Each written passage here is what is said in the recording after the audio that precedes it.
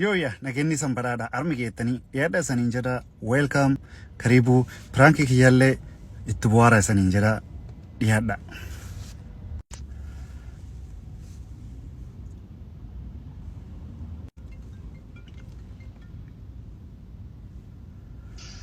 Hello.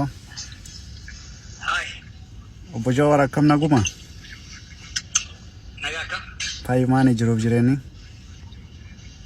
Gaarii nagaa. Waan akkisee una qarqaartan barbaadee ture. Waan si gargaara? Hojii barbaada. Hojii akkamii? Gaazexeessummaa. Eessi? As Kaalifoorniyaa jiraadha.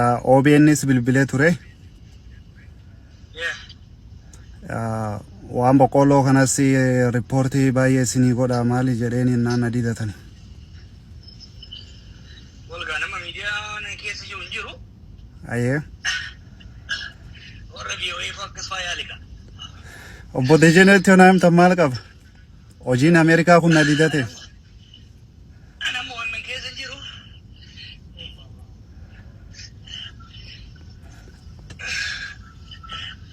OBN's nadida isinis nadidani.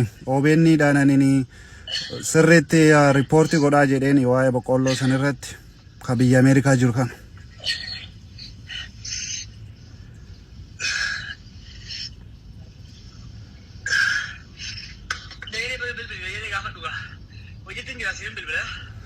Anyway, qonqumtan ta'e dhaga'u. Anyway, chance yookaan carraa konni kun pirankii ta'e itti muun hin arganne garuu waan agas maraatii miti. Waloota nama kanatti hin duulle hawaan biraa jedheeni hojii barbaadaa jedheeni akkasii I hope qonqoo isaa dhaga'uun keessanii san gammachiisee yaada. Yoo sanitti tole sheerii like kamentii godha galatooma sanii jedhe. Dubbii isaa irratti akka nu badheetti biizii jiru fakkaata. Deebisee dawwalee fi inni taphachuu jira hojii maallee barbaajechuuniif ture. Garuu akkuma dhageettan suni dubbii irratti nama hojjechuu jiru fakkaata. Hojii jira biiziidha. Anyway, inni argee inni hin arginillee just an akkuma uummatii heennaa qonqoo isaa dhaga'u barbaade. Peace.